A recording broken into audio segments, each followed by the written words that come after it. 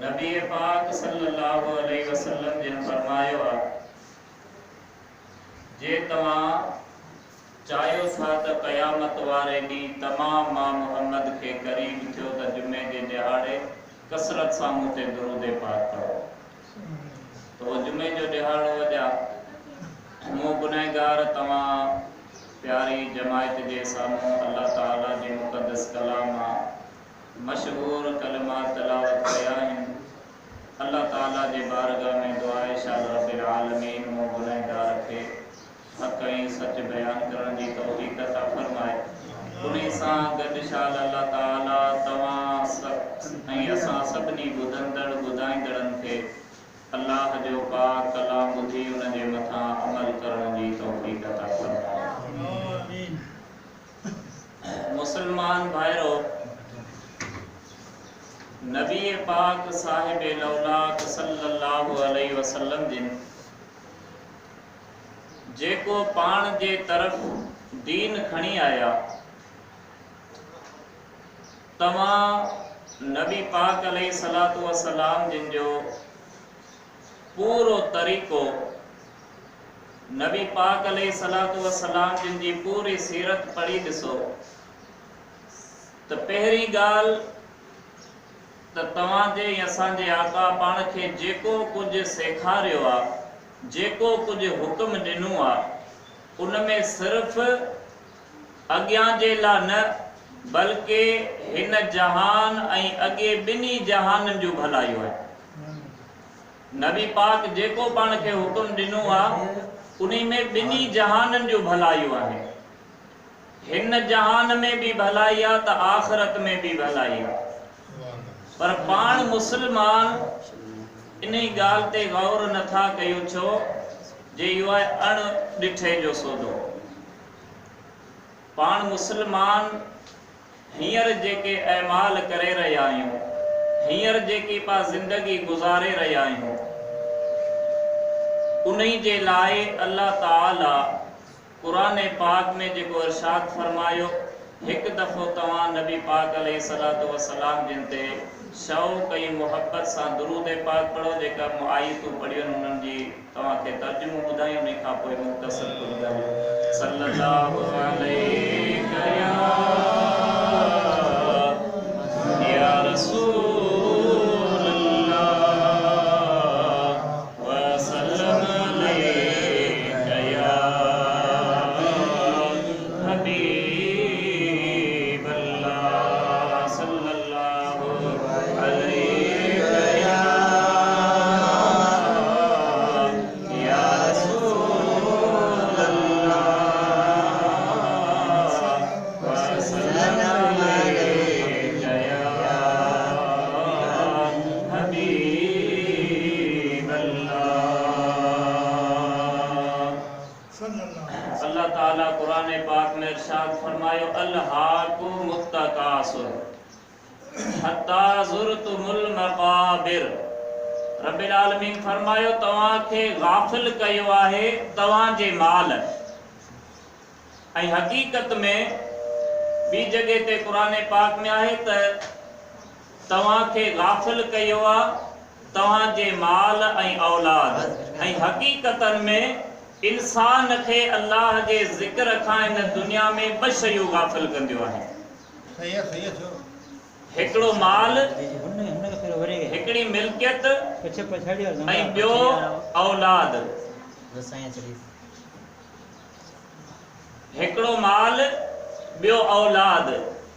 हिन ई जॻह ते रब्बिल आलमीन फरमायो, गाफ़िल कयो आहे तव्हांखे तव्हांजे माल केस ताईं, एस ताईं जो तव्हां वञी क़बरनि जो मुंहुं ॾिठो। ऐं अॻियां अल्लाह ताला फरमायो, हत्ता ज़ुरतुमुल मक़ाबिर कल्ला सौफ़ तअलमून सुम्मा कल्ला सौफ़ तअलमून। पोइ तव्हां ॼाणी वठंदो, जल्द तव्हांखे ख़बर पई वेंदी। त पहिरीं शुरू वारियूं आयतूं पाण इन्हनि ते गौर कयूं। अल्लाह ताला पाण खे फरमायो आहे त तव्हांखे गाफ़िल कयो आहे हिन दुनिया में मूं अल्लाह जे ज़िक्र खां कंहिं तव्हांजे माल तव्हांखे गाफ़िल कयो आहे। केस ताईं एतिरे क़दर जो तव्हां इन दुनिया में गाफ़िल रहिया एस ताईं जो तव्हां वञी क़बरनि जो मुंहुं ॾिठो। ऐं हक़ीक़तनि में पंहिंजो हाल बि इहो आहे। एस ताईं पाण गाफ़िल आहियूं जेस ताईं पाण क़बरनि ताईं पहुचूं था ऐं पाण कई दुनिया में जनाज़नि में शरीक थियूं था, पर पोइ बि पाण खे कुछ महसूस न थियो थिए त इहो अॻियां रस्तो जे जवान खे कुल्हे ते खणियो हलूं इहो रस्तो सुभाणे मुंहिंजे लाइ बचणो आहे। हारून रशीद हज़रत दाऊद ताई खां पुछो, आयो हारून रशीद आयो, पाण अर्ज़ कयईं कि साईं मूंखे का नसीहत कयो, अहिड़ी मूंखे नसीहत कयो जे आउं अल्लाह जे ज़िक्र में मशगूल थी वञा, आउं पंहिंजो आख़िरत जो सामान गॾु करे वठां, आउं क़बर जी तयारी कयां, मूंखे अहिड़ी का नसीहत कयो। हज़रत दाऊद ताई पाण फरमायूं, ॾे ख़बर तुंहिंजो पीउ किथे आहे? हारून रशीद चयो क़ब्रिस्तान में आहे, बगदाद जे क़ब्रिस्तान में दफ़न थियल आहे। तुंहिंजी अम्मा जी उहा बि साईं क़ब्रिस्तान में दफ़न थियल आहे। ॿिया तुंहिंजा के अज़ीज़ क़रीब कि साईं तक़रीबन घणे तइदाद में मुंहिंजा अज़ीज़ क़रीब मुंहिंजा भाइर बि बगदाद जे क़ब्रिस्तान में दफ़न थियल आहिनि। हज़रत दाऊद ताई पाण फरमायूं त तू उन्हनि जे जनाज़नि में शरीक थियो है? या सही जनाज़नि में शरीक थियो हुअसि। पाण फरमायूं पोइ इन खां वधीक मूं वटि का नसीहत कोन्हे जेका आउं तोखे नसीहत कयां। जॾहिं तूं पंहिंजे अबे जे जनाज़े में शरीक थी बि तो नसीहत न कराई, तो पंहिंजे अम्मा जे जनाज़े में शरीक थी बि तो नसीहत न कराई, तो पंहिंजे भाइरनि जे जनाज़नि में शरीक थी पोइ बि तो नसीहत न कराई, त उन खां वधीक आउं दाऊद ताई तोखे कहिड़ी नसीहत कयां? उहो मेन नसीहत आहे, उहो आइन मौक़ियो आहे जिते मुसलमान इबरत हासिल करे सघे थो त ही आख़िरी वक़्तु आहे। इहो जवान जेको ज़िंदगी में पंहिंजे कपड़नि ते मिटीअ जो ज़रो न सहंदो हो, उहो जवान जेको ज़िंदगी में पाण सोफ़नि ते सुम्हंदो हो, उहो जवान जेको गर्मी महसूस न कंदो हो, पंहिंजे घरनि में एसियूं लॻाए 24 कलाक वेंदो हो, पंहिंजे गाॾियुनि में एसियूं लॻाए वेंदो हो, पर अॼु उहो बि उस ते जेकॾहिं जनाज़े नमाज़ पढ़जी रही आहे त उहो उस में उनजो जनाज़ो पियो आहे, को पुछण वारो कोन्हे। इन मां कॾहिं पा इबरत हासिल कई आहे त यार दुनिया में ही शख़्स जे काढ़े जो ज़रो भी महसूस न थे कयो, दुनिया में इन शख़्स कॾहिं धरती जे मथां वेहण पसंद न थे कयो, मथां कपड़े खे मिटी लगी रहे। अॼु उन जे मथां केतिरी मिटी पई आहे। जा भू पेरे मुंह साभू मथां सजणे, लिंग लटींदे धूड़ में अखियूं ॾिठासूं, ॾींहं मिड़े ॾूं वेठो लोटे। उहे जवान विया हलिया, पर पाण उन्हनि जे जनाज़नि में शरीक थी भी इबरत हासिल न कई आहे। दरअसल ॻाल्हि आहे या त हर कंहिंखे जे शराबी आहे तॾहिं बि हिन दुनिया मां वेंदो, जेकॾहिं नमाज़ी आहे तॾहिं बि हिन दुनिया मां वेंदो, नेक आहे उनखे बि हलणो आहे, ऐं केतिरो बि बदकार आहे उनखे बि हिन दुनिया मां लॾणो आहे। को पखी भिटाई साहब फरमायो आहे, पाण फरमाइनि था त को पखी हंजड़ो, को पखी रंज, को पखी हंज, कंहिंखे मिलियो थोरड़ो, कंहिंखे मिलियो गंज, हीअ दुनिया अथई खतरंज खेल जे वॾे ख़्याल सां। त मतलब हर कंहिंखे हलणो आहे, पर ॻाल्हि छा आहे जे क़बर में उन सम्झ कमायो जेको हितां पंहिंजी कमाई खणी वियो। हिकिड़ी पाण ॻाल्हि सोचूं, जेकॾहिं ईद मथां ईद अचे पई न, पाण अॻुवाट ईद जी तयारी कंदासीं, आहे छा बसि हिकिड़े कलाक जी घड़ी आहे, कलाक जी बि कोन्हे घड़ी। ईद हालानत पुराणे कपड़नि में बि थी वेंदी। ईद जे कदे तो वट नाहे त अबरे हाल सारो जेकी खौराक रधे उन में थी वेंदी। जे गोड पर बधी थी नमाज जे पेरी सिफ में बीठे तडे भी ईद थी वेंदी। पर उन ईद जी पा तैयारी केतरी कंदा आहियूं? पूरे घर के पाण कोशिश कंदासूं त सुठा कपड़ा वठी ॾियूं ऐं ईद खां हिकिड़ो ॾिहाड़ो पहिरीं पा अॻुवा त तैयारी कंदासूं त पैसा रखूं ईद जे ॾिहाड़े सामान वठणो आहे। हिकिड़े कलाक जे लाइ पा केतिरी तैयारी कंदा आहियूं। हालांकि ईद जो ॾिहाड़ो उहो कलाक गुज़री वेंदो, पर पोइ बि पाण खे एतिरो टेंशन हूंदो आहे। पर कॾहिं पा इहो सोचियो आहे त हीअ दुनिया आरज़ी तौर आहे, जेकी हमेशा वारी ज़िंदगी आहे क़बर वारी। कॾहिं पा उन लाइ सोचियो आहे, उन जी पा तैयारी कई आहे? उन जी तैयारी कहिड़ी आहे? उन जी इहा तैयारी आहे अज़ान मिले हिकिड़े कन मां ॿुधी ॿिए मां कढी छॾियो। उन क़बर जी इहा तैयारी आहे जॾहिं पाण जवान थियूं। नबी पाक अलैहिस्सलातु वस्सलाम जिन जी सुन्नत पंहिंजे मुंह में अचे तो उहा कूड़ियूं, ऐं ख़ासि करे वरी भलारे ॾींहुं छा चवंदासूं त ईद जो ॾिहाड़ो आहे या जुमे जो ॾिहाड़ो आहे, दाढ़ी लाए वठां। ही तूं सवाब जो कमु कोन पियो करी। नबी पाक जी सुन्नत आहे, उहा सुन्नत कूड़े तूं नमाज़ ते पियो वञी। इहा क़बर जी तैयारी आहे या इहा क़बर जी तैयारी आहे ॻोठ जा ॿार मदरसे में क़ुरान पाक पढ़ण वञनि ऐं तुंहिंजो पुट घर में वेठो हुजे, तूं इहो बि न चवी त पुट ॿाहिरि क़ुरान पाक जी तलावत पई हले, वञी क़ुरान पाक पढ़। नबी पाक अलैहिस्सलातु वस्सलाम जिन फरमायो जॾहिं को धरती जे मथां क़ुरान पाक पढ़ंदो आहे त 70 हूरूं उन क़ुरान पाक पढ़ंदड़ खे ॾिसी जन्नत में तैयार थींदियूं आहिनि। 70 हूरूं। ऐं पाण फरमाइनि था त पोइ उन्हनि जी जेका अॻवान हूर आहे उहा पुछा कंदी त तव्हां छाजे करे तैयार थी रहियो आहियो? उहे हूरूं जवाब ॾींदियूं ते असांजी मलिका, असांजी अॻवान, असीं अॼु धरती ते फलाणी जॻह ते जेको अल्लाह जो क़ुरान पढ़ी रहियो आहे न, असीं इन जे लाइ तैयार पियो थियूं ऐं दुआ थियूं घुरूं त मुंहिंजा मौला इहो असांखे जन्नत में वर नसीब कजां। क़ुरान पढ़ण वारे जो मामूली शान आहे। अल्लाह जो पाक कलाम, अल्लाह ताला फरमायो वनुनज़िलु मिनल क़ुरआन मा हुवा शिफ़ाउ व रहमतुल लिल मुमिनीन। जेको असां क़ुरान पाक नाज़िल कयो आहे इहो मोमिननि जे लाइ रहमत बि आहे त शिफ़ात बि आहे। तव्हां ॾिठो हूंदो तक़रीबन पूरे पाकिस्तान में डॉक्टरनि के मरीज़ खे लाइलाज करे छॾियो हूंदो। अति बिस्तरे ते क़ुरान पाक पढ़ायूं तो अल्हम्दुलिल्लाह कई मरीज़ अहिड़ा चङा भला थी विया। छाजे करे? क़ुरान पाक में शिफ़ा आहे। ऐं पंजाब जे अंदर त हिकिड़ी अस्पताल आहे, मूं इंटरव्यू ॿुधो नी डॉक्टरियाणी, वॾी जेका डॉक्टरियाणी, उन चयो त असां कैंसर जो इलाज हाणे इन अस्पताल में मुकमिल करे छॾियो आहे। उन खां इंटरव्यू वरितो वियो, तव्हां छा कंदा आहियो नी जो? त इलाज ई कोन्हे न बीमारी जो।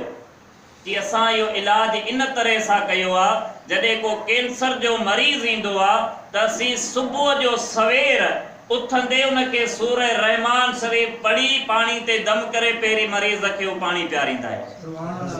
उन खां पोइ पंहिंजी दवा इस्तेमालु कंदा आहियूं। ऐं असांखे यकीन आहे त हिनखे कैंसर जी बीमारी, मूज़ी बीमारी का शिफ़ा मिले थी त सूरह रहमान जे बरकत सां मिले थी। क़ुरान पाक पाण आम समझो वेठा आहियूं, पर मुसलमान भाई अल्लाह जो क़ुरान रब्बिल आलमीन फरमायो जेको धरती जे मथां क़ुरान पाक पढ़ंदो आहे अल्लाह जा फ़रिश्ता लही ईंदा आहिनि उन बाने जे तरफ़। ऐं पाण पंहिंजे ॻोठ जे पासे में मदरसो पियो हले ऐं तुंहिंजो छोकिरो तुंहिंजे पासे का घर में वेठो आहे, पर तूं इहो न चईसि त अबा ॿाहिरि क़ुरान पाक जी पढ़ाई पई हले, वञी क़ुरान पाक पढ़, वञी दीन जो कमु सिख। नबी पाक अलैहिस्सलातु वस्सलाम जिन फरमायो आख़िरी ज़माने में जे मुंहिंजे उम्मतीअ मुंहिंजी हिकिड़ी बि सुन्नत अदा कई उनखे 100 शहीदनि जो सवाब मिलंदो। 100 शहीदन जो सवाब गाल करण सवली आ। चवंदा त शहीद थियण जॾहिं थिए ते खां पोइ ख़बर पवे, तलवार के साम्हूं वञणो थो पवे, उन खां पोइ नेज़ा जिस्म में लॻनि था, पर तोखे मुफ्त में सवाब कहिड़ो जे तुंहिंजो बच्चो घरां खां निकिरे मदरसे जी सिर्फ विज़ू करे उनखे 1500 शहीदन जो सवाब। छो जे विज़ू में 15 सुन्नतूं आहिनि। जे नमाज तुंहिंजो पुट सिखी पवे त नमाज में केतिरियूं सुन्नतूं आहिनि, विज़ू में केतिरियूं सुन्नतूं आहिनि।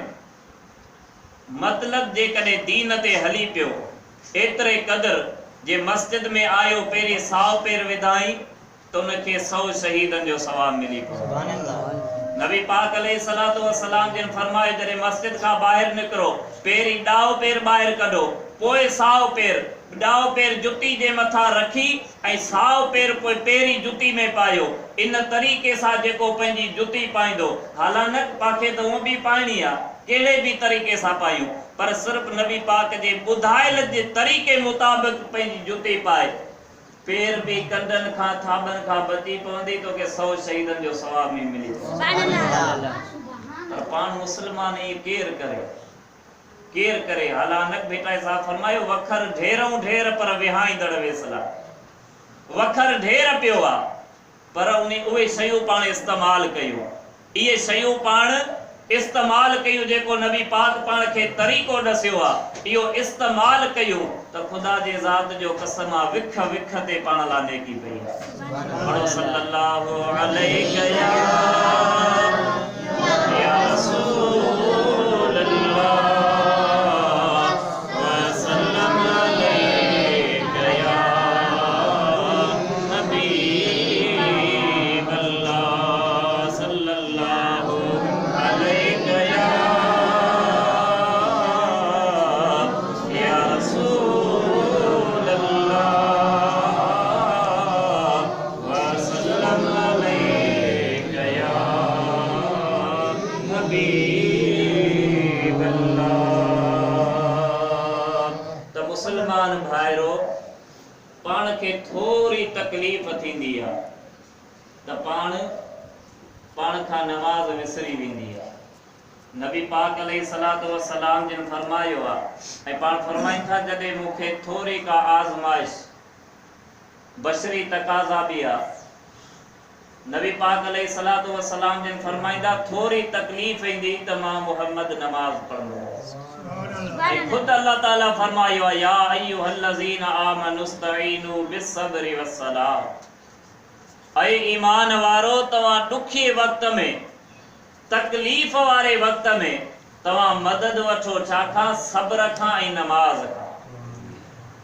यानी तकलीफ़ अचे त पाण खे अल्लाह जे क़ुरान रस्तो कहिड़ो दसियो आहे। अल्लाह ताला फरमाए थो तव्हां खे तकलीफ़ अचे त तव्हां नमाज पढ़ो, ऐं पाण इहो चवंदा आहियूं त यार अॼु नमाज इन जे करे वैली जे मुंहिंजे मथे में सूर हो, इन जे करे वैली जे मूंखे बुखार हो, इन जे करे वैली जे मूंखे फलाणी तकलीफ़ थी पई। हालांकि अल्लाह ताला फरमायो त जॾहिं तव्हां खे तकलीफ़ पइजे तव्हां नमाज पढ़ो, तकलीफ़ दूर थी वेंदी। अल्लाह ताला फरमायो फ़इन्न मअल उसरि युसरन इन मअल उसरि युसरा, हर तकलीफ़ वारी घड़ीअ खां पोइ वरी सुख भी आहिनि, हर तकलीफ़ खां पोइ वरी सुख भी आहिनि।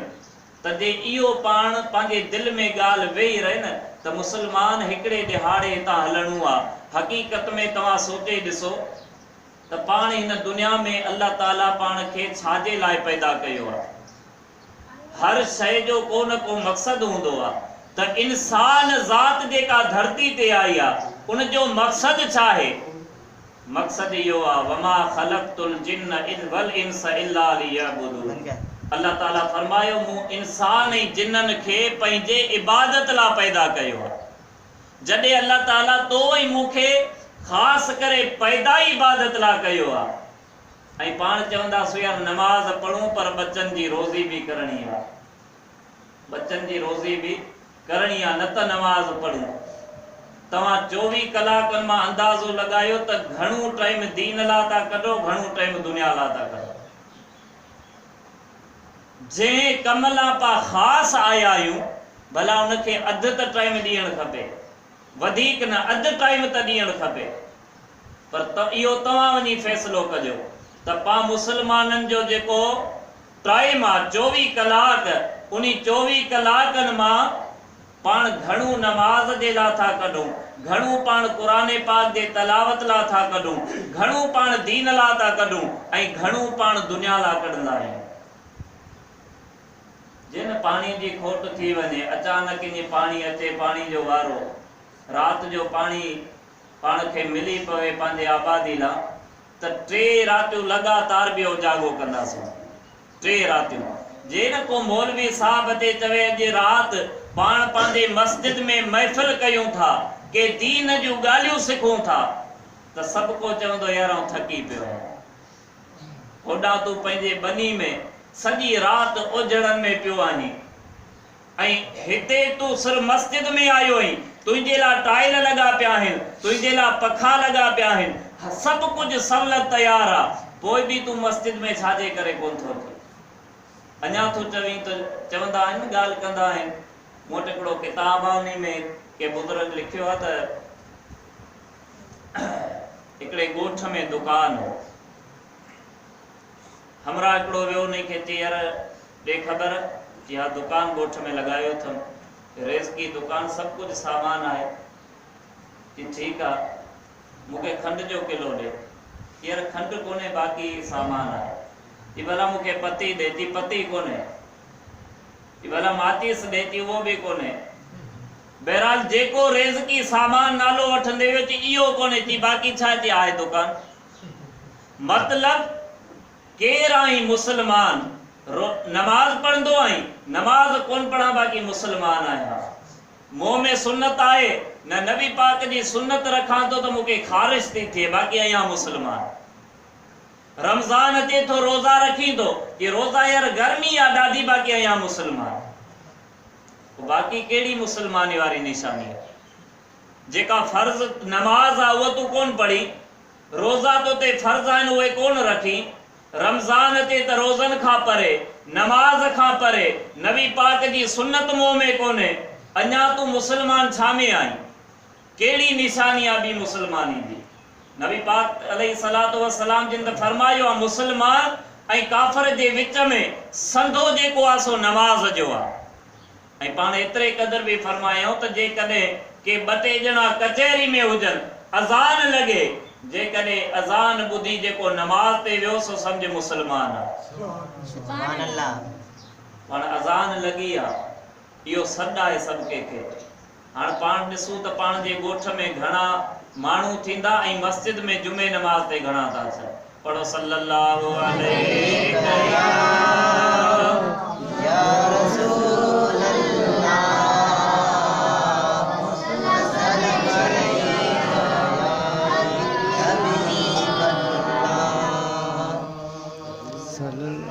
मुसलमानों, दीन जी ॻाल्हि खे सम्झो।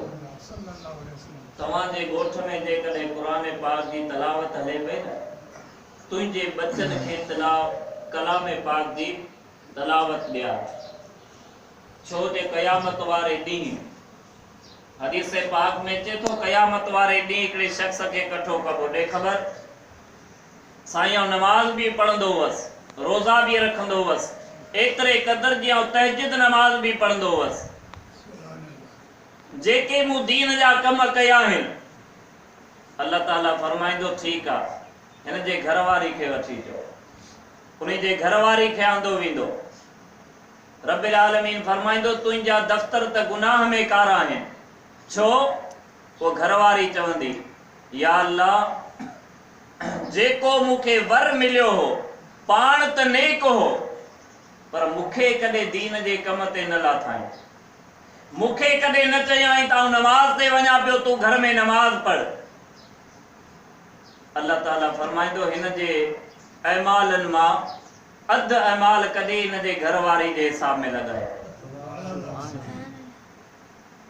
वरी हिन जे वॾे पुट खे घुरायो वेंदो, ॾे ख़बर तुंहिंजा हेतिरा गुनाह। चवंदो मुंहिंजा मौला, मुंहिंजो पीउ त नमाज़ी हो, पर आउं उन जो पुटु हुअसि, जेकॾहिं आउं घर जो को कमकार न कंदो हुअसि त मूंखे मार बि कढंदो हो, पर कॾहिं मूंखे इन कम तां मार न कढई त पुट नमाज़ ते छो कोन थो वञे।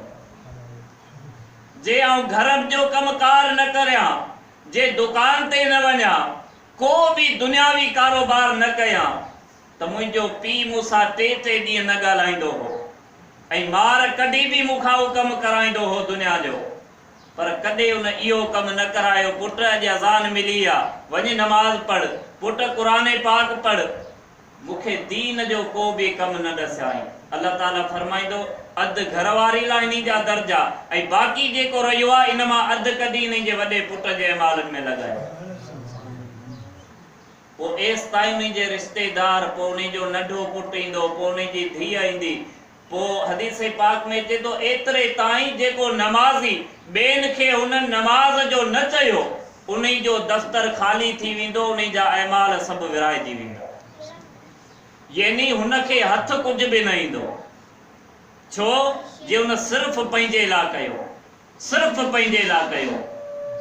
किताब में हिकिड़ो वाक़ियो हज़रत मूसा जे दौर जो। अल्लाह ताला मलाइकनि खे हुकुम फरमायो त फलाणो जेको इलाइक़ो आहे उन जी धरती खे वञी उबतो कयो, मूं अल्लाह जो उन ते अज़ाब आहे। उन में जेके इंसान रहनि था उन्हनि जा अमल जेके ख़राब आहिनि, उनखे उन पूरे शहर खे इलाइक़े खे वञी गर्क कयो। मलाइका अचनि त 2 शख़्स आहिनि, उहे तस्बीह पढ़ी रहिया आहिनि। छो त अल्लाह ताला फरमायो आहे, अल्लाह जे हबीब फरमायो आहे त जंहिं जॻह ते अल्लाह जो ज़िक्र थींदो आहे उहा जॻह क़यामत ताईं आबाद हूंदी आहे। उन जॻह ते क़यामत ताईं अल्लाह जो रहमतूं वसंदियूं आहिनि। मलाइका अचनि आया छाजे लाइ? उन इलाइक़े खे उबतो करण जे लाइ, उन इलाइक़े ते अज़ाब करण जे लाइ। जॾहिं अज़ाब वारा फ़रिश्ता आया, ॾिठो त 2 शख़्स तस्बीह पढ़ी रहिया आहिनि। मलाइका विया, मुंहिंजा मौला असां ॾिठो त 2 ॼणा आहिनि, उहे तस्बीह पढ़ी रहिया आहिनि, उन्हनि जे मथे ते दस्तार बि आहे ऐं उन्हनि खे ॾाढ़ी बि आहे। रब्बिल आलमीन फरमायो पहिरीं उन्हनि शख़्सनि खे, उन खां पोइ ॿिए इलाइक़े। छाजे लाइ? मलाइकनि त रब्बिल आलमीन जो चयो हुकुम मञो, उन खां बाद में हाज़िर थिया, मुंहिंजा मौला हो त तुंहिंजो ज़िक्र करे रहिया हुआ, उन्हनि ते कहिड़ो अज़ाब आहे? अल्लाह ताला फरमायो फ़रिश्तो जेकी मां अल्लाह थो ॼाणा इहो तव्हां नथा ॼाणे सघो। इहो राज़ इहो आहे, जेके शख़्स तस्बीह पढ़ी रहिया हुआ इन्हनि कॾहिं पंहिंजे इलाइक़े में कंहिंखे नमाज़ जो दर्स न ॾिनो आहे। इन्हनि कॾहिं पंहिंजे इलाइक़े में कॾहिं कंहिंखे दीन जी का ॻाल्हि न ॿुधाई आहे। इहे सिर्फ़ पंहिंजे लाइ करे रहिया आहिनि। अहिड़ी इबादत जी मूं अल्लाह खे परवाह न आहे। मुसलमानो, जेका इबादत कयो, तव्हांजे पासे में को घर आहे न, उनखे वञी 2 मिंट सम्झायो त यार तूं मुसलमान आहीं। इहा ॻाल्हि त मुसलमान आहियां पर रोज़ो न आहे, मुसलमान आहियां पर नमाज़ न आहे। बसि इहे हिकिड़े दिहाड़े तुंहिंजी ज़िंदगी गुज़री वेंदी, पर क़बर में मूं तव्हांखे अर्ज़ु पे कयो शराबी बि ज़िंदगी गुज़ारे वेंदो ऐं नेक बि ज़िंदगी गुज़ारे आख़िर क़बर में वेंदो, पर क़बर उन जी भली आहे जेको 5 वक़्त ते नमाज़ पढ़ी वियो आहे। क़बर उन जी भली आहे जेको पंहिंजे अबे ऐं अम्मा जो अदब करे वियो आहे। क़बर उन जी भली आहे जेको नबी पाक जे शरीयत ते था हली हिन दुनिया में पंहिंजी पूरी ज़िंदगी नबी पाक जे शरीयत जे हिसाब सां गुज़ारे वञी क़बर में सुतो आहे। क़बर उन जी भली आहे। हज़रत हसन बसरी रहमतुल्लाह अलैह अल्लाह जो कामिल वली थी गुज़रियो आहे। हज़रत हसन बसरी जो वाक़ियो आहे त पाण तौबे ताइब थियण खां पहिरियां पाण सोन जो कमु कंदा हुआ। हज़रत हसन बसरी जो सोन जो दुकान हो ऐं सोन जो बि उहो दुकान जे पाण खुदि फरमाइनि था त मुंहिंजे दुकान तां हर को शख़्स सोन न वठी सघंदो हो, यानी तमामु ऊचो सोन मूं वटि हूंदो हो। को मालदार शख़्स, को वज़ीर अची मुंहिंजे दुकान तां ख़रीदारी कंदो हो। पाण फरमाइंदा हिकिड़ो उहो वक़्तु आयो जे मूं सोन तमामु बहितरीन ठाहियो ऐं हाणे दिलि में सोचनि त हिन जे लाइ ख़रीद करण लाइ बि अहिड़ो को शख़्स पैसे वारो हुजे। पोइ इहा मूं ॻाल्हि ॿुधी त मिस्र जो जेको बादशाह आहे उहो सोन जो तमामु शौक़ीन आहे। उहो पंहिंजे घर वारनि जे लाइ सोन तमामु सुठो वठंदो आहे, छो त पाण वज़ीर आहे, हुनखे पैसे जी त खोट ई न आहे। हज़रत हसन बसरी रहमतुल्लाह अलैह फरमाइनि था त वेसि त वज़ीर सां मुंहिंजी मुलाक़ात थी, उन बादशाह जे वज़ीर सां मुंहिंजी मुलाक़ात थी। वज़ीर खे मूं चयो त मूंखे टाइम कुझु खपे ऐं बादशाह सां मिलंदसि। साईं टाइम तव्हांखे ॾींदासीं पर हींअर न, छो जे हिन टाइम बादशाह वेला पंहिंजे पुराणे ॻोठ जेको नंढे हूंदे न बादशाह जो ॻोठ हो, उन ई ॻोठ में वेला, जॾहिं आयो तव्हांजी मुलाक़ात कराईंदासीं।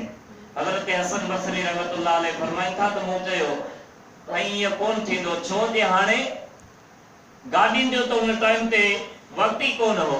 हाणे बगदाद खां आयो आहियां मिस्र ताईं, वरी था वापसि वञा, थी सघे थो रस्ते में सोन मूंखां फुरिजी बि सघे थो। हाणे इहो सोन हिते उन बादशाह जे हवाले करे पोइ जेतिरे में हुन रखियो ऐं आयो या विकिणण, उन खां पोइ वापसि वेंदुसि। वज़ीर जी ठीकु आहे, पोइ मूंसां गॾियल आहे, तोसां गॾी हलां थो, जेको बादशाह जो ॻोठ आहे उते हली बादशाह सां मुलाक़ात कर। हज़रत हसन बसरी रहमतुल्लाह अलैह फरमाइनि था त असीं वियासीं, उन वज़ीर सां गॾु वियसि। वज़ीर मूंखे छॾियो हिकिड़ी क़बर आहे, उन क़बर जे मथां छपरो ठहियो पियो आहे, तंबू वॾियो पियो आहे। वज़ीर मूंखे चयो त हिन क़बर वटि वेहे इंतज़ार कर, कुछ ही देर में बादशाह हिन क़बर जी सलामी भरण ईंदो। हज़रत हसन बसरी रहमतुल्लाह अलैह पाण फरमाइनि था वेठो हुअसि, कुछ देर वेठनि तेसी ॾिठमि त आलिम सॻोरा आया उन क़बर खे चकर ॾेई हिकिड़े पासे खां वेही रहिया। वरी ॾिठमि त दुनिया जा तमामु पढ़िया लिखिया शख़्स आया उन क़बर खे चकर ॾेई वरी ॿिए पासे वेही रहिया। वरी ॾिठमि त हकीमनि जो टोलो आयो, उन क़बर खे चकर ॾेई हिकिड़े पासे वेही रहियो। वरी ॾिठमि त तमामु हसीन औरतूं, उन्हनि जो टोलो आयो, क़बर खे चकर ॾेई हिकिड़े पासे वेही रहियो। हज़रत हसन बसरी रहमतुल्लाह अलैह फरमाइनि था पोइ ॾिठमि त हिकिड़ो ग़रीब कपिड़ा फाटल शख़्स उन्हनि जो टोलो आयो, यानी ग़रीब इंसाननि जो। उहे आया क़बर खे चकर ॾेई वरी वञी हिकिड़े पासे वेही रहिया। उन खां बाद में ॾिठमि त हिकिड़े तंबू मां हिकिड़ो शख़्स निकितो आहे, उन जे मथे ते ताज हो, उहो ताज लाइ पंहिंजे हथ ते रखियाई, आयो क़बर ते कुल पढ़ी, बस एतिरो रुनू जे बेहोश थियो पियो वञे। वरी ॿ ॼणा अचनि, उन खे खणियो, उन तंबू में वञो पाणी पिया लाहिनि, वरी क़बर ते पियो अचे। उन वज़ीर खां मूं पुछो, चयो यार ही छा माजरा आहे, मूंखां त पंहिंजो वापारी विसरी वियो आहे। उन वज़ीर चयो साईं इहो जेको न शख़्स क़बर ते अचे पियो रोए वरी बेहोश पियो थियो वञे, इहो अथई बादशाह। मिस्र जो बादशाह इहो आहे कि पोइ क़बर अची, इहा क़बर उन जे पुट जी क़बर आहे। हाणे तोखे पूरो वाक़ियो ॿुधायां थो। वज़ीर पियो चवे साईं ए इमाम हसन बसरी, बादशाह जो दुनिया में हिकिड़ो पुटु हुयो, एतिरो बादशाही उन जी घरवारी उन सां मुहबत कंदा हुआ। हिकिड़े ॾिहाड़े अचानक रात जे टाइम ते उन सॾु कयो पंहिंजे अम्मा खे।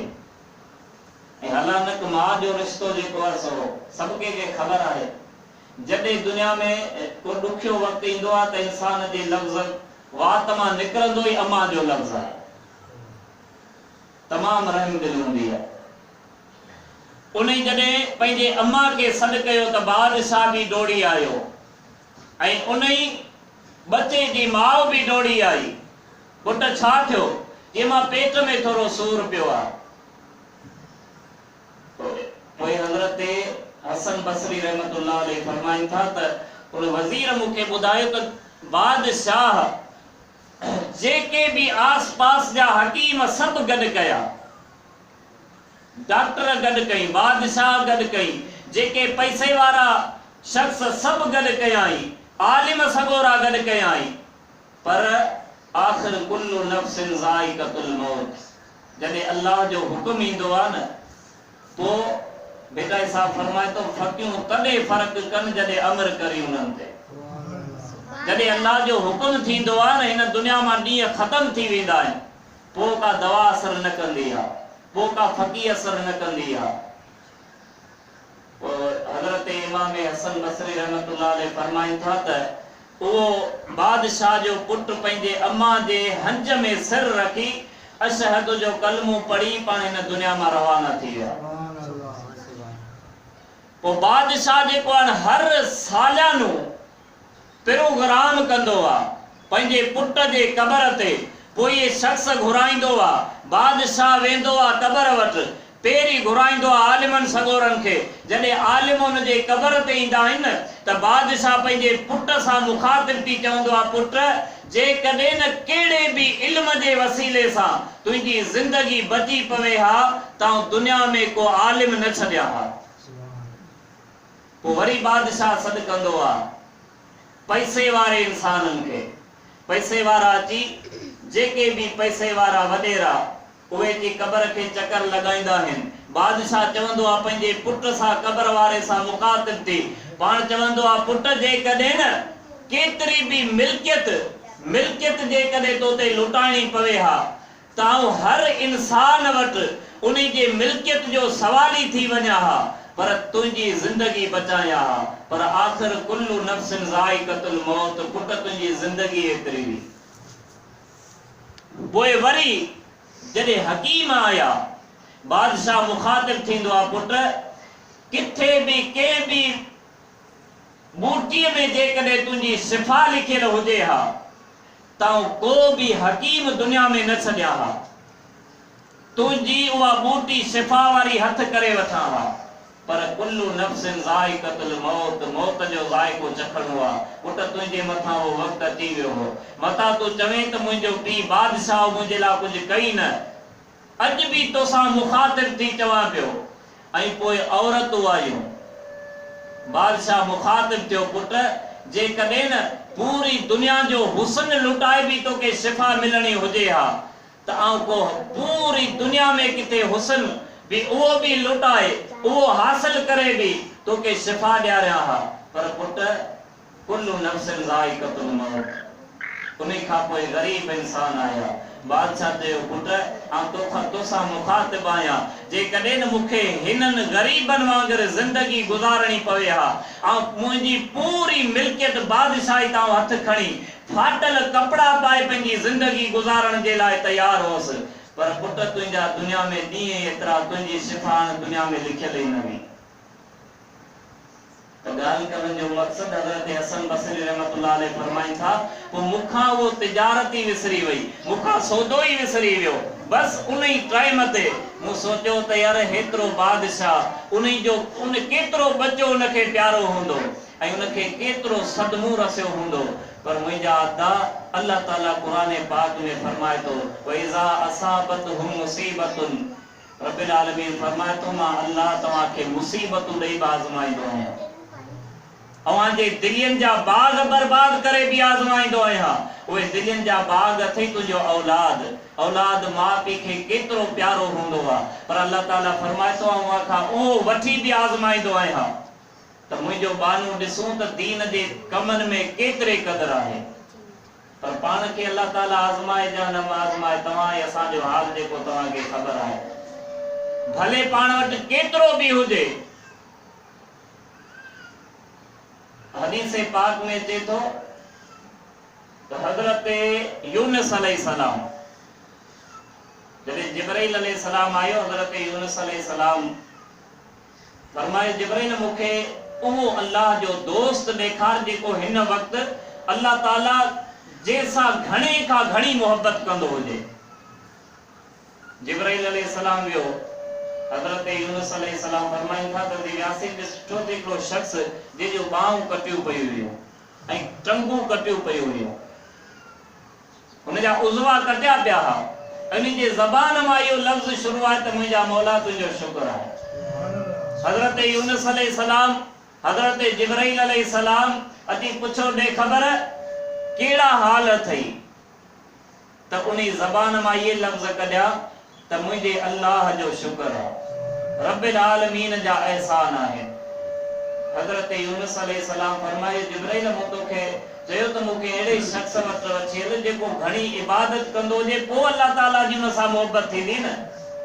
जिब्राइल अलैहिस्सलाम अर्ज़ कई यूनुस हिन वक़्तु नबियनि खां अलावा पूरी रूए ज़मीन ते अल्लाह ताला तमाम हिन शख़्स सां वधीक मोहबत कंदो आहे। छो जे हिन जूं ॿाहूं बि कटियूं पयूं आहिनि, हिन जूं टंगूं बि कटियूं पयूं आहिनि, पोइ बि चवे पियो मुंहिंजा मौला तुंहिंजो शुक्र आहे। इहो आहे दीन जो कमु। पाण जे मथे में सूर पवे, पाण खां नमाज़ विसरी वञे, ऐं इहे बि शख़्स हुआ जंहिंजूं टंगूं कटियूं पयूं हुजनि, पोइ बि चवनि पिया मुंहिंजा मौला तुंहिंजो शुक्र आहे। नबी करीम जे दौर में को शख़्स आयो, साईं ये अन्न जो मन आहे के ग़रीब खे पाण फरमायूं त के ॾिस कोड़ो ग़रीब उन्हें खे ॾेई छॾ। किताब लिखंदा के दरवाज़े ते वियो ते वञी दरवाज़ो ठोकाई, ये अन्न जेको आहे तव्हांखे ॾियण आयो, मूंखे ख़बर आहे त ही ग़रीबाणो घर आहे, तुंहिंजे घर मां आवाज़ आयो त असां वटि अञा हिकु ॿिनि वेलनि जो अटो आहे, तव्हां अञा ॾिसो को ग़रीब हुजे हुनखे ॾे। वरी ॿिए दरवाज़े ते उते विया त चयो असां वटि अञा हींअर को अटो पेला मानी खाऊं था, तव्हां अञा ॿियो को ॾिसो जेको हींअर बि जंहिं वटि न हुजे तव्हां हुनखे वञी ॾियो। पाण मुस्लमाननि जो इहो हाल आहे, पाण वटि 100 मण पिया हूंदा तॾहिं बि चवंदासीं अञा न किथां कटो मिली वञे। हज़रत फातिमा ज़हरा सलामुल्लाह अलैहा पाण हिकिड़ो रोज़ो रखियाऊं, सिर्फ हज़रत फातिमा न, हज़रत अली अल मुर्तज़ा, हज़रत इमाम हसन, इमाम हुसैन पाण हिकिड़ो रोज़ो रखियाऊं। जॾहिं अफ्तारी जो टाइम आयो न, उन टाइम ते मानी सिर्फ हिकिड़ी मानी जो अटो पाण मानी तैयार करे, हाणे बस आइन अफ्तारी जो टाइम आहे, तेसी दरवाज़ो टुटियो। केर आहे? दरवाजे ते को सवाल ही आयो। हज़रत फातिमा ज़हरा पाण फरमायो पुट हसन ये मानी खणी वञी उनखे ते पाणी ते रोज़ो खोलियो। सुभान अल्लाह।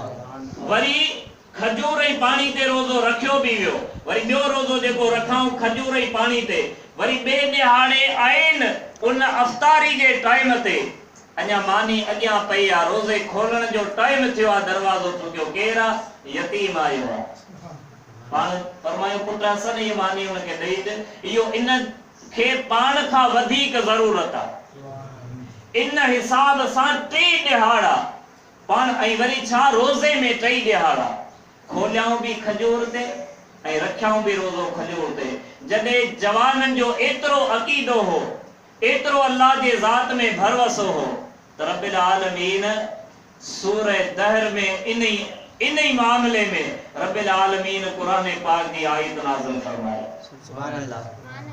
तामन ज़ा यतीमो व तामन, आयत करीमा जो तर्जुमो इहो आहे त उहे जेके यतीम ऐं ग़रीबन खे खाधो खाराईंदा आहिनि।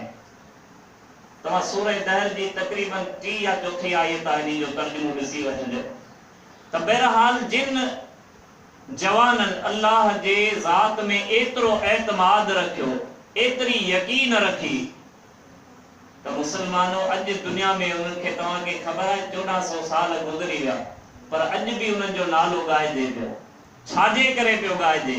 इन्ही जे करे जे हुननि नबी पाक जे शरीयत खां हिकिड़ो कदम बि हेॾां होॾां न रखियो। नबी पाक अलैहिस्सलातु वस्सलाम जिन फरमायो त नमाज़ पढ़ो, पाण सिर्फ इहो ॾिसंदा त कॾहिं तो टाइम थिए। नबी पाक जंग जो हुकुम फरमायो, असहाबन ईअं न कयो या रसूल अल्लाह असलो कोने, या रसूल अल्लाह होॾा 1000 माण्हू आहिनि ऐं हेॾा 40 ॼणा आहिनि या हेॾा 300 ॼणा आहिनि, या रसूल अल्लाह कीअं पाण विढ़ंदासूं? न, नबी पाक अलैहिस्सलातु वस्सलाम जिन जॾहिं जंगे बदर जो ऐलान फरमायो न त हदीस पाक में चए थो हिकिड़ो सहाबी उथी बीठो, पाण फरमायूं त सहाबी मुंहिंजो जॾहिं उथी बीठो इहो चयाई त या रसूल अल्लाह बस ॿियनि ॻाल्हियुनि खे छॾियो, सिर्फ़ इहो ॿुधायो त विढ़णो कंहिंसां आहे। इहो न त क्या घणा ॼणा आहिनि, केतिरो लश्कर आहे, हुननि वटि असलो बि आहे न। उन असहाबी अर्ज़ कयो या रसूल अल्लाह इहो रुगो ॿुधायो त विढ़णो कंहिंसां आहे। तव्हां त इंसाननि सां था चओ, पर जे तव्हां असांखे हुकुम करियो त असीं जिन्ननि सां बि विढ़ी सघूं था। नबी पाक अलैहिस्सलातु वस्सलाम जिन जे सिर्फ़ हुकुम जो इंतज़ार हूंदो हो त मुसलमानो अॼु पाण हिन धरती जे मथां हली रहिया आहियूं, सुभाणे शायदि पाण न हुजे। अॻियां पाण तव्हां इहो ॾिसो त तव्हांजे असांजे खानदान में कई अबा ॾाॾा गुज़री विया आहिनि। हिन ई खानदान ते तव्हां कुझु पहिरियां नज़र विझो, जेको वॾे में वॾो ॻोठ में हुजे उन सां 5 मिंट कचहरी करे उन खां पुछो त यार पाण खां अॻु में हिते के जवान हुआ, उहे तव्हांखे चवंदो यार हिते हा, तव्हांजा असांजा अबा ॾाॾा हिते हा। पर उन्हनि खां कॾहिं पाण अॼु पुछियो आहे उन्हनि जे क़बर में त यार मूंखे 60-70 साल थी विया आहिनि क़बर में, अवां सां कीअं पियो मामिलो थिए, कहिड़ी अवां जी ज़िंदगी गुज़री रही आहे, को बि पुछण वारो न आहे। त मुसलमान हिकिड़े ॾिहाड़े पाण बि हलंदासीं, पोयां पाण खां पुछण वारो कोन हूंदो। अॼु पाण जॾहिं पाण जे घर में पाण सां पीउ गॾु आहे, ईअं पिया सम्झूं त पाण जे मथां हिकिड़ो छपर ॾिनो पियो आहे, पर जॾहिं पीउ हलियो वेंदो न हींअर पाण इहो पिया सम्झूं त यार पीउ खां पोइ कीअं ज़िंदगी गुज़रंदी। पर अहिड़ा बि शख्स आहिनि जंहिंजा पीउ हिन दुनिया में न आहिनि, पर उहे हलनि पिया वीचारा। अॼु जेकॾहिं तूं थाॿो थो खाई न, तुंहिंजी अम्मा दुआ थी घुरे, ऐं सालिहनि चयो आहे त तूं हिन दुनिया में हल, भले घुम फिर, मथे कंध खणी हल, पर जंहिं ॾिहाड़े तुंहिंजी अम्मा वफ़ात करे वञे उन खां पोइ सोचे संभाले कदम खणजां। छो हींअर तूं का ख़ता करी थो न, पोयां अम्मा जा हथ खॼंदा, मुंहिंजा मौला मुंहिंजे बच्चे जो ख़ैर फरमा, तुंहिंजूं ख़ताऊं माफ़ थियो वञनि। पर जॾहिं तुंहिंजे अम्मा जे जिस्म मां रूह निकिरी वेंदो आहे, पोइ इहो दुआ जो दरवाज़ो तुंहिंजो बंदि थी वेंदो आहे। जेको न तुंहिंजे लाइ रोज़ ज़मीन खां आसमान ते दुआऊं वेंदियूं हुयूं, अॼु उहो रस्तो तुंहिंजे लाइ बंदि थी वियो। हाणे सोचे संभाले कदम खणजां। अॼु पाण चऊं पिया यार उहा अम्मा जेको ॿाहिरि निकिरूं था असां सां गॾु उन जूं दुआऊं आहिनि, घर में आया आहियूं गॾु दुआऊं आहिनि, घर में किथां बि साल पूरो कमाए साल खां बाद में आयासीं घर में, घर वारी जी नज़र खीसे जे मथां आहे ऐं अम्मा जी नज़र पेट जे मथां आहे, त कुझु खाधो आहे या न। अम्मा एतिरी रहमदिल आहे। पोइ पाण सोचींदा यार अम्मा जे वञण खां पोइ छा ज़िंदगी गुज़ारबी, लॻे इहो थो कोन गुज़ारबी।